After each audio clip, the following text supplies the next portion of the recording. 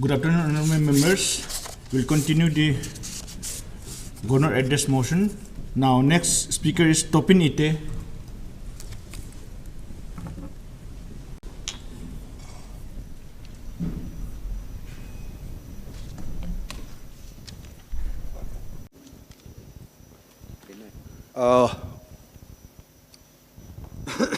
बहुत बहुत धन्यवाद अध्यक्ष महोदय। सबसे पहले तो मैं बहुत आभार प्रकट करना चाहूँगा कि आज इस सदन में मेरा वक्तव्य रखने के लिए आपने मुझे मौका दिया।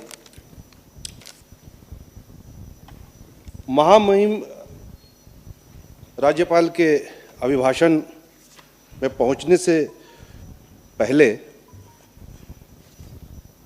मैं आपकी इजाज़त से कुछ निजी बात कहना चाहूँगा। ये क्षण जो है, आज का ये जो पल है, मैं बहुत भावुक हूँ, ओवरवेल्म्ड हूँ अंग्रेजी में कहे तो। भावुक इसलिए हूँ कि एक 2018-2019 में इंडिया टुडे एक पत्रिका है, एक मैगजीन, उसमें एक सर्वेक्षण हुआ था जिसमें भारतवर्ष के सभी मुख्यमंत्रियों को आंका गया था। और मुझे याद है कि उस आकलन में हमारे मुख्यमंत्री ऑनरेबल पेमा खांडू सर, उन्हें भारतवर्ष का चौथा बेस्ट सीएम के रूप में सर्वे में नवाजा गया था। और वो सर्वे जो था, तरक्की और उन्नति, स्टेट की उन्नति को देख के उसका सर्वे का रिजल्ट आया था। तो ऐसा व्यक्तित्व के साथ आज इस सदन में मुझे बात करने का मौका मिलना, उसके साथ बैठना और मेरा व्यक्तित्व को प्रस्तुत करने का मौका मिलना, ये मेरे लिए एक बहुत ही भावुक पल है स्पीकर महोदय।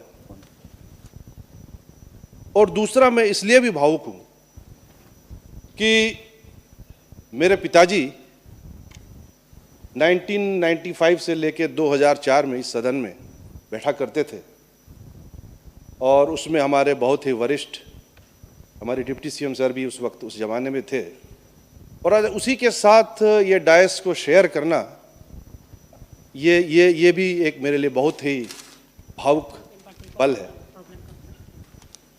और इस दिन को मुझे जो देखने का आज जो मौका मिला है, मैं मानता हूं कि इस दिन का जिम्मेदार जो है वो 30 आलो वेस्ट, इस कॉन्स्टिट्यूंसी को मैं रिप्रेजेंट करता हूं। मैं उनके द्वारा, उनके कारण आज मुझे ये दिन नसीब हुआ है।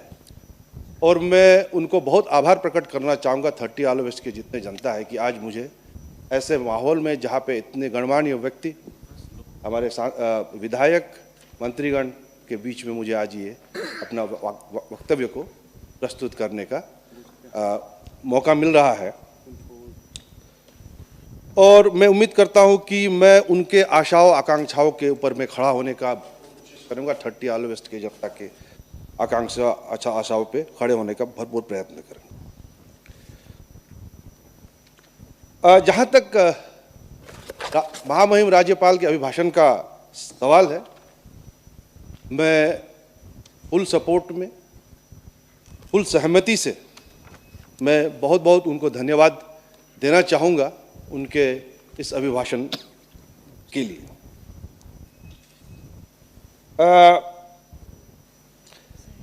मैंने इस अभिभाषण को काफ़ी गौर से पढ़ा है पिछले 2 दिन 3 दिन। तो मैक्सिमम जो भी इस पॉइंट्स है, क्षेत्र है, स्फेयर्स है, उसको प्रीवियस स्पीकर्स, मेरे बहुत ही सीनियर लर्नेड मोहित शाही जी, उन्होंने बहुत ही व्याख्या करके डिटेल में उसके बारे में चर्चा किया। तो मैं उसमें ज़्यादा कुछ एडिशन करना नहीं चाहूँगा। मेरे लिए भी आज, जैसे मेरे मित्र विवेक नाउम ने कहा, उनका दूसरा है, आज ये मेरा पहला दिन है, तो मोर और लेस उसमें सहमति जताते हुए, और जो बेसिक उसमें जो मुझे देखा है, जैसे आपका डिजिटाइजेशन के ऊपर जोर दिया गया है, फार्म टू फोक पॉलिसी के ऊपर जोर दिया गया है, दुलारी कन्या है, उन्नति स्कीम इत्यादि बहुत है। तो I don't want to repeat the same thing again, to cut the long story short. लेकिन मैं अभिभाषण में मैंने जो क्रक्स है, जो मुझे जो महसूस हुआ है अभिभाषण का, जो क्रक्स है, वो बार बार एक ही चीज़ पे दर्शा रहा है, वो है विकसित भारत 2047। मतलब हमारे आदरणीय परम आदरणीय प्रधानमंत्री का जो सपना है कि आज़ादी के 100 साल के बाद, आफ्टर 100 years, विकसित भारत, डेवलप्ड भारत जो होना है, वही सपना को, एक सपना के लिए एक रूपरेखा, एक ब्रॉड आउटलाइंस में रूपरेखा दिया गया। ये मेरा मानना है, इसे देख के मुझे ऐसा प्रतीत हो रहा है। और साथ ही साथ अरुणाचल, एक पैराग्राफ में मैंने देखा कि अरुणाचल का अर्थव्यवस्था को 2047 में कैसे करके नॉर्थ ईस्ट में सबसे बड़ा अर्थव्यवस्था, लार्जेस्ट इकोनॉमी बनाया जाए। ये दो पहलू मुझे नज़र आया है, और इसको प्राप्त करने के लिए जो रास्ता है, उसका पूरा विवरण इसमें दिया गया है। एक चीज़ मैंने इसमें गौर किया है, जैसे पहले मेरे मित्र विवेक नाउम जी बता रहे थे, इस पे बहुत ही सिद्धांतों का बहुत बढ़िया से सिद्धांतों का इसमें वर्णन किया गया है। आपका रिफॉर्म, परफॉर्म, ट्रांसफॉर्म, सबका साथ, सबका विश्वास, जो ऑफ्ट रिपीटेड है, सबका प्रयास, सब इसमें दिया गया है। साथ में और एक चीज़ को सर मैं हाईलाइट करना चाहूँगा कि एक चीज़ पे जोर ये दिया गया है कि इक्विटेबल ग्रोथ, जैसे कल फ्राइडे को जब मेरे सीनियर मुचु मित्री जी पेश कर रहे थे, तो इक्विटेबल ग्रोथ यानी कि अरुणाचल डेवलप हो और जो ग्रोथ है इक्विटेबल हो, सभी का जो पर कैपिटा इनकम बढ़े, सभी लोगों का equitable growth, distribution of wealth amongst सभी का बराबरी का डिस्ट्रीब्यूशन हो। ये मैंने इसमें सर देखा है, और इसी इक्विटेबल ग्रोथ का प्रिंसिपल को सर मैंने इसमें, साथ ही साथ सर एक चीज़ मैंने ये भी देखा है कि इसमें एक चीज़ को महत्व दिया गया है, स्पीड, स्केल, स्कोप, स्टैंडर्ड, यानी कि गति, पैमाना, दायरा और मापदंड, इन चारों को पूरा समाया गया है। आप क्वालिटी पे ध्यान दीजिए, क्वालिटी को कैसे करके इसमें इम्बाइब किया जाए, उस पर भी इसमें जोर दिया गया है। तो मैं ज़्यादा वक्त नहीं लेते हुए इन सभी मूल सिद्धांतों को बोलते हुए एक संस्कृत का एक श्लोक है, उसको मैं बोलना चाहूँगा। उत्साहो बलवान आर्य न अस्त्यसत् सहत परम बलामि सोत्सहस्य ही लोकेशु न किंचिद अपि दुर्भामि। इसका संक्षेप में अर्थ यह है कि अगर आपके पास उत्साह हो तो आप कुछ भी प्राप्त कर सकते हैं।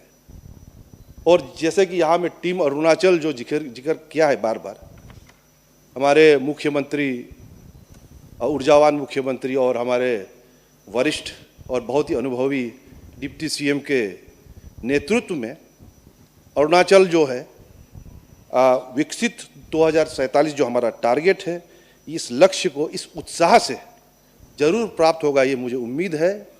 और साथ ही साथ वो दिन दूर नहीं होगा कि हर अरुणाचल का नागरिक सक्षम होगा, अपना फुल पोटेंशियल को प्राप्त करेगा, ये बहुत उम्मीद करते हुए मैं अपना वक्तव्य को यही रखना चाहता हूँ।